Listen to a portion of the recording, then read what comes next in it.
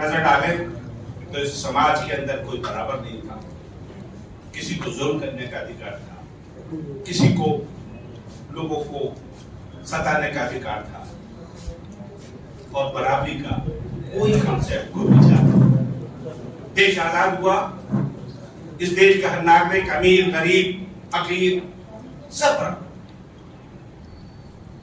देश आजाद हुआ, देश के अंदर हमारे दलित भाइयों को रिजर्वेशन मिला 18%, हमारे आदिवासियों को मिला, हमारे ट्राइबल्स को मिला। एक इंकलाब आ गया जो समाज का पिछड़ा तबका, जो सबसे नीचे तहरीस पे था, जो समाज का सेवक था, जो समाज का जुर्म बर्दाश्त करता था, उसको बराबरी का अधिकार मिल गया।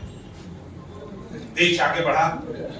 देश ने देखा कि एक रिपोर्ट आई, मंडल रिपोर्ट, उसमें हमारे जो बैकवर्ड, जो हमारे खेती लोग थे, जो किसान हमारी जमीन से अनाज पैदा करके हमारे देशवासियों को देते थे, उनको भी रिजर्वेशन मिली। 2 धाराएं, एक अम्बेडकर राइट धारा, एक मंडल धारा, दोनों धारा आगे बढ़ने लगी। देश और आगे बढ़ने लगा। देश के कमजोर लोगों को अधिकार मिले, तरक्की मिली। लेकिन ये तरक्की बहुत से लोगों को रास नहीं।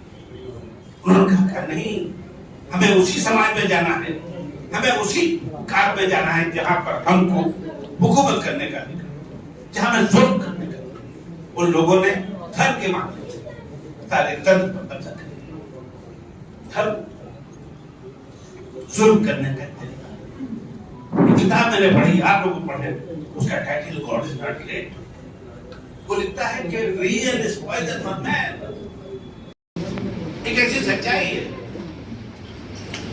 और ये कॉर्पोरेट वर्ल्ड इसको सूट करता है, धर्म सूट करता है। वो कहता है कि reason is okay for man. ये अफीम है। जब चीन तरक्की नहीं कर रहा, 50 साल पहले वहां की सरकार अफीम खिलाती थी, अफीम को बढ़ावा देती ताकि लोग सोते रहे, नशे में रहे और अपनी आवाज न उठाए। हमारे देश में धर्म के जरिए लोगों को सुनाया जाता है। हमको धर्म से आजादी चाहिए। ये कैसी बात है, एक कड़वी बात है, लेकिन सच्चाई को आपको मानना। क्या चीज चाहिए इस समाज में, क्या चाहिए? हम कॉन्स्टिट्यूशन क्या दिया हमको? बोलने क्या था? फ्रीडम ऑफ स्पीच, इक्वलिटी और वोट का अधिकार, जिसके लिए आज हम बात कर रहे हैं। अभी मेरे जब तक कई बात करी, बड़ी अच्छी बात की, अमेरिकन सोसाइटी की बात करी। मैं भी अमेरिका गया हूँ, मैंने भी देखा। मैं म्यूजियम में गया, मैंने क्या देखा? मैंने ये देखा कि जब सेकेंड वर्ल्ड वॉर शुरू हुई तो अमेरिकन ने ब्लैक पायलट को एम्प्लॉयमेंट दी। सेकेंड वर्ल्ड वॉर से पहले गाड़ी को हवाई जहाज में चलाने का अधिकार नहीं, पायलट नहीं बन सकता था। वहां मैंने देखा बड़े बड़े मेडल लगे थे कि ये मिस्टर ब्लैक ही थे, ये फला थे। मैं हैरान रह गया। नॉलेज उसको मिली करे। अगर ये सेकेंड वर्ल्ड वॉर ना होती तो सारी दुनिया में गुलामी रहती। सेकेंड वर्ल्ड वॉर ने हमें आजादी दी, अफ्रीका में मुल्कों को आजादी। तो वॉर ऐसा लगा कि वाकई जंग बुजुर्ग। लेकिन हमारी जंग वोटों के जरिए, हमारी जंग हथियार से नहीं। अगर हमारा वोट कमजोर पड़ गया तो हम कोई सामाजिक न्याय की लड़ाई नहीं कर सकते। सामाजिक न्याय एक न्याय है जो अदालत से होता है, जिसको हम जस्टिस थ्रू कोर्ट्स कहते हैं, न्याय जुडिशियल वर्ल्ड। लेकिन सामाजिक न्याय सोसाइटी के आलम में, सोसाइटी के लोगों को करना होता है। मैं अपने पड़ोसी का ख्याल रखूं, कमजोर है मैं उसकी मदद करूं। मैं अपने शहर में जो गरीब लोग हैं, कमजोर लोग हैं, मैं उनकी मदद करूं। मेरे पास अगर वेल्थ ज्यादा है तो बढ़नी चाहिए, सबको मिलनी चाहिए। लेकिन हम एक ऐसी तंत्र की तरफ जा रहे हैं जहां दौलत चुन लोगों में से बढ़ जाएगी और अक्सर लोग, मेजॉरिटी हमारी गरीब हो जाएगी। हमें इस तंत्र को रोकना है, इस लड़ाई को लड़ना है। आज ये चिंतन एक बड़ी आवाज बन सकता है देश में। बड़ी खुशी की बात यह कि एक नौजवान जिसको हम राहुल गांधी कहते हैं, उसने आवाज उठाई। एक जो करप्शन हो रहा था, जो बेईमानी हो रही थी, उसकी तरफ आवाज उठाई। ये बेईमानी 2019 में बनाई हुई इलेक्शन में मैंने पकड़ ली। उस पर एक रिट भी हुआ है कोर्ट में, जो विड्रॉ हो गया। 20-25 हजार को टकली पड़ गई थी। कोई आवाज नहीं उठी, कोई मीडिया ने उसको उठाया नहीं। कुछ लोगों ने कहा नहीं साहब, लोग तो साहब बस मोदी को देख रहे, मोदी को देख रहे। वो कह रहे अच्छे दिन आएंगे, अच्छे दिन आएंगे, अच्छे दिन आने में 11 साल गुजर गए, वो अच्छे दिन नहीं है। लेकिन अब लग रहा है अब अच्छे दिन जरूर है। जो अब लड़ाई चल रही है, हम किस तरफ जा रहे हैं, लोग इस बात का इंतजार कर रहे हैं, लोग लड़ने के लिए। हमें क्या चाहिए? हमें मोटिवेशन, हमें अपने अंदर कमिटमेंट चाहिए। अगर यहाँ के लोग ये तय कर ले कि हमें सच्ची लड़ाई करनी है, हमें इंटेग्रिटी की लड़ाई, तो ये पूरा समूह इस देश को दिशा दे सकता है। मुझे याद आ रहा है कि मैं एक दिन बैठा हुआ था, मैंने देखा बेटे को उसके बाद मुझे हुए थे और परेशान था, तो मैंने उसकी माँ से पूछा कि अरे क्या वजह है? बात मजाक की है, लेकिन वो नौजवानों के लिए छोटी सी नज़्म बन गई।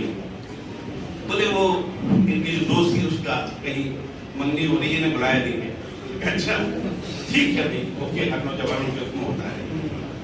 तो मैंने कलम उठाया और लिख दिया, पहला शेर तो उनके लिए है, लेकिन बकिया हमारे समाज के नौजवानों के लिए।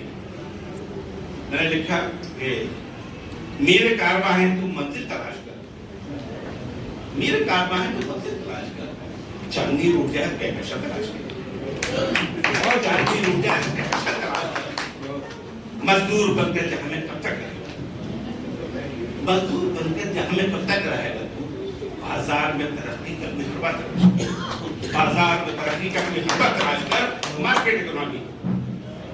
अगला शेर है साहिब पे रहकर दरिया के हासिल कुछ नहीं, साहिब पे रहकर दरिया के हासिल कुछ नहीं, तूफान से लड़ने का कोई बहाना तलाश कर, तूफान से लड़ने का कोई बहाना तलाश कर। आखिरी शेर है लाजिम अज़्म इस्तराब कामयाबी के लिए, बेचैनी पैशन, लाजिम अज़्म इस्तराब कामयाबी के लिए दरिया में तैरने को समंदर तलाश करो। सेकंड लेवल, एक चीज कामयाबी के बाद आपको अन्य तरफ जाना है। नौजवानों, एक मंजिल चढ़ने के बाद तो दूसरी मंजिल की तरफ जाना। बड़ी खुशी है मुझे यहाँ नौजवान हमारी बहनें बैठी है, बेटियाँ बैठी हैं, और मैं आपको बताऊँ कि लखनऊ के अंदर अकबर नगर जब ढाया गया था तो वहाँ लोगों को पसंद में बसाया गया है, और मैंने वहाँ इन्विटेशन से बच्चियाँ हैं बैठी हैं लेफ्ट कॉर्नर पे, वो सब हमने टीचर जो उस स्कूल को हमने अडॉप्ट किया है, और उस स्कूल के अंदर सारा फर्नीचर वगैरह जो कुछ भी बन सका हमने उसको प्रोवाइड किया। मेरा कहने का मकसद ये कि खाली भाषण तक काम नहीं चलेगा। मैंने भाषण दिया और लोगों से पूछा कैसा लगा, हमें जमीन पे भी काम, हम जमीन पे भी काम करें। हमारे ट्रस्टी साहब सारी यूट्यूब ग्रुप कर लोगों को मोटिवेट करते हैं, हम इस संस्था में काम करते हैं, हम सब मिलकर टीम से काम करते हैं। हमें उम्मीद ये है कि हम आइंदा भी काम करते रहेंगे, तो ये साबित करेंगे कि देश में समाज में कमजोर लोगों के लिए